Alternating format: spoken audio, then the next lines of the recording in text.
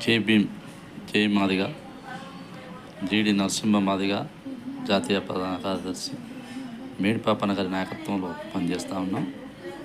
30 సంవత్సరాల నుండి నిరంతరం ప్రజల కోసమే పనిచేస్తూ, ఏదైతే ఈ 3 రోజులు వర్షం పడుతూ ఉన్నది, ఈ వర్షంలో రోడ్డు జామ్ అయి రోడ్ల మీద నానా ఇబ్బందులు పడుతూ ఉన్నారు.